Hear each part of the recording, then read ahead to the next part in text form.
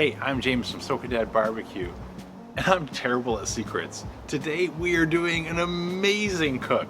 We're doing Wagyu Tri Tip. Yes! And if you've never heard any of those words, you are in for a treat. So Wagyu happens to be one of the finest cuts of beef from anywhere in the world. And today we're using an incredible example from Australia. And Tri Tip is one of my all-time favorite cuts. It's a cut from just above the sirloin, and I'll show it to you in a minute and explain everything that's unique about it. But we gotta get ready for this cook, so let's fire it up. Okay, so for today's setup, we're going to do a reverse sear on our Wagyu Tri Tip. And so what that means is we're going to cook indirectly at about 250 degrees until the meat reaches an internal temperature somewhere between 110 and 114 degrees. And to track all this, I'll be using my wireless meat thermometer. And after we hit our internal temperature, I'm gonna go ahead and remove both heat diffusers. I'm actually gonna remove the entire divide and conquer system and the grids. And we're gonna sear this baby caveman style. So why are we gonna do caveman style? And what is caveman style? So let me answer the second question first. Caveman style is when we're going to sear this tri tip directly on the coals. Why might we do that? Well, tri tip, if you've never cooked it before, has a funny shape. I've tried searing it lots of ways using a cast iron half moon, and the problem is with the half moon is the Wagyu is, the tri tip is curved, and so you get a little bit of burning or a great sear on one spot and no sear on the other spot. If you try searing it over hot heat, all of that amazing fat content just loves to catch on fire. Looks really cool, but it makes it really hard to get a good sear and not get any burned flavor. And so today, our solution, we're just gonna throw that tri tip directly on our big block coals, which I'm gonna have roaring hot in inferno mode, and I think that's gonna give us an amazing sear. I've had mixed results with caveman sear. I've heard it online and tried it a couple of times, and the first few times I did it, as soon as the coals got up to 450, 500 degrees, I thought, okay, we're there, I'll throw on my steak. Wasn't that good. I've had other times where I was at a friend's place and cooking on their grill, and they were running out of charcoal, and we couldn't get the grill hot enough to get a good sear where the grid was. So I just went ahead and threw the steaks directly on the coals, and it was one of the best steaks we've ever had. And so I'm hoping our experience today is more like the latter, where we get an incredible experience. And I think this is gonna work out great. So let's go ahead and fire up our Kamado Joe. I've already thrown in a Kamado Joe fire starter. You can use any fire starter you want, loop lighter, whatever you want, but today this is what we're using. And if you're looking for a fire starter, I'll put a link to the description for these and the meat thermometer that I'm gonna use today to make today's cook go off without a hitch. Let's fire it up.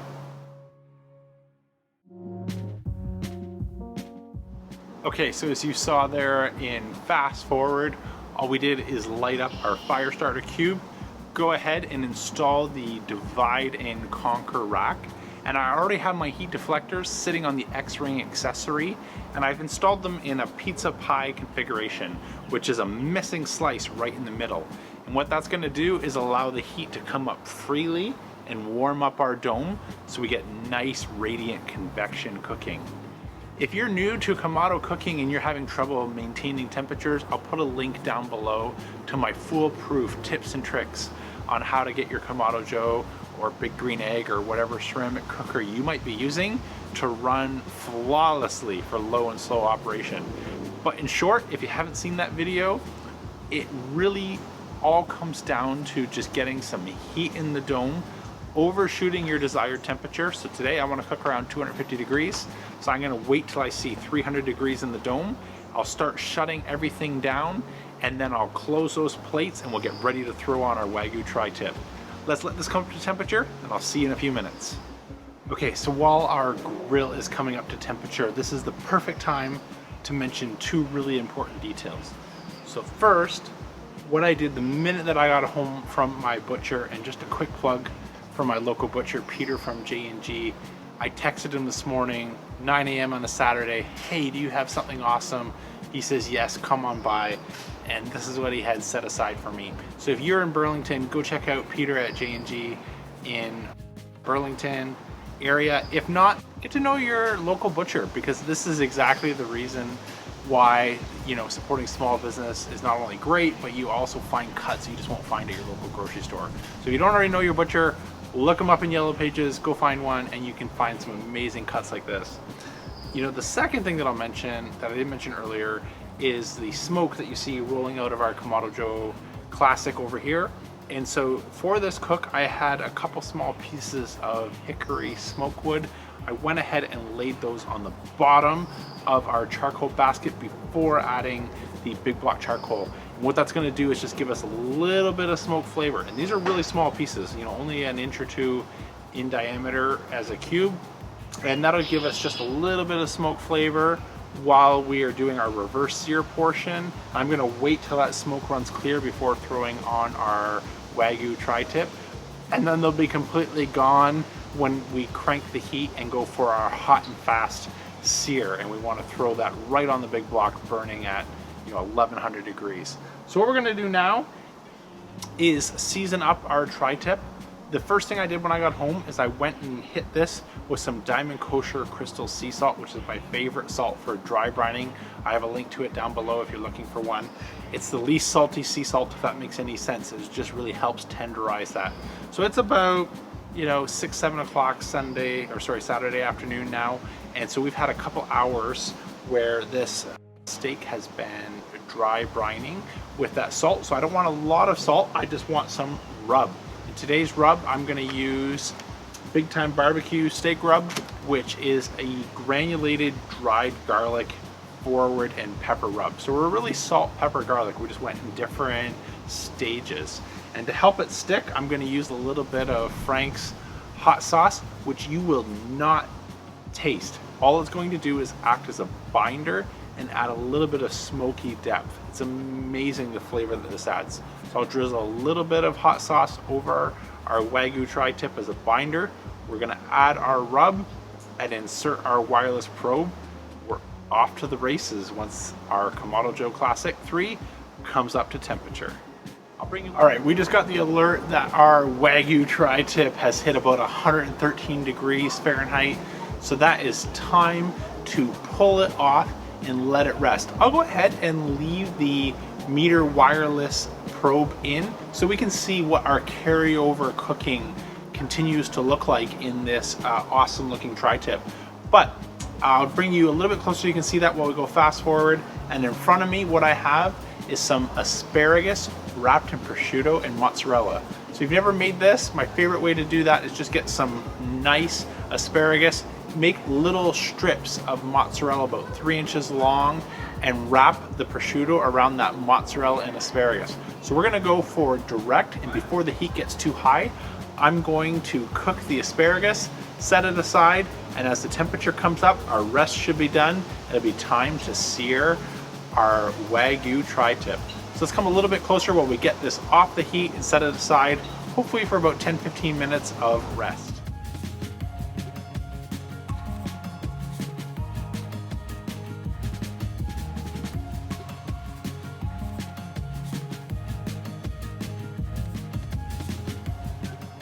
All right, during rest, it looks like our Tri Tip hit about 118 degrees Fahrenheit. So that's gonna give us about 15-20 degrees of wiggle room when we go ahead and throw it on the sear. I've opened up the bottom vent and the top vent wide open to start building up our fire. And as you can see from fast forward, I'm trying to manage our asparagus so we don't burn it, but that's gonna be coming off any second now. And we'll give this another couple minutes for that temperature to come up north of 600 degrees Fahrenheit, and then we'll be ready to sear our Tri Tip. All we have right now is inferno mode with our big block charcoal. So we are sitting just below 700 degrees. Just gonna give this another second or two, and we're gonna throw on our Tri Tip. I'm gonna bring you really close. This will go fast, but I think it's gonna make an amazing sear on our Tri Tip that has been resting behind me. Let's go ahead and sear our Tri Tip.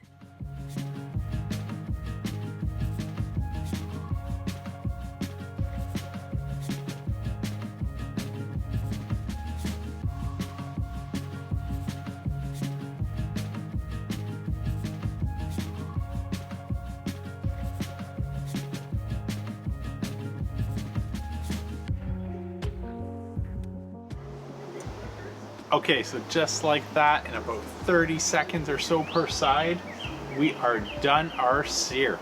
So I'm gonna go ahead and let this rest for about 10 to 15 minutes.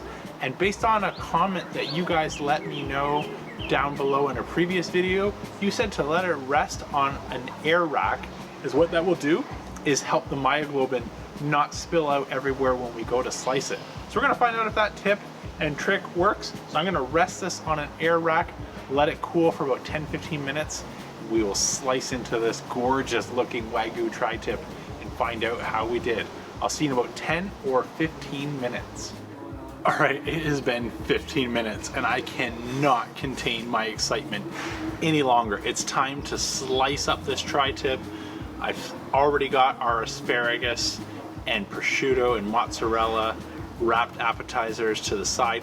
Went ahead and drizzled a little bit of balsamic vinaigrette reduction over that. That makes it incredible, really gonna pop. So let me bring you a little bit closer while we slice this up. And today, for our finishing salt, I'm gonna be using Maldron's smoked coarse flake sea salt. Just gonna go awesome, I think, with the rich flavors of this Wagyu Tri Tip. Anyways, enough speculation. Let's find out how we did. Let's slice it up.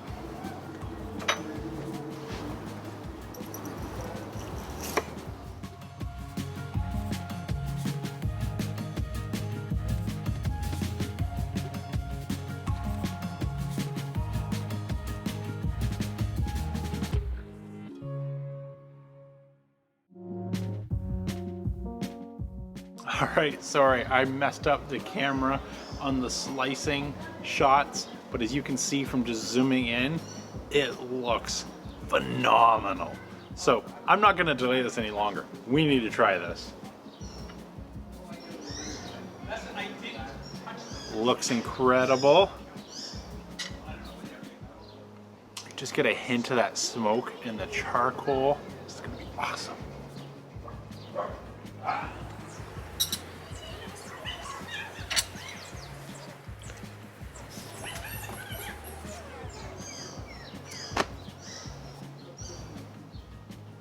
Guys, there are no words for Wagyu Tri Tip. I've messed up the last couple. I've tried different things, searing on cast iron, never got the right sear, didn't get the flavors right, just overcomplicate it. This is incredible. This video is going to end really quick because I need to dig into that second piece. If you guys are from the 80s, you might understand those candies called Gushers. They're just full of flavor. Wagyu Tri Tip is like a meat version of that. I know it's a little gross, but trust me, it's phenomenal. It's like meat buttered flavored Gushers. It's incredible.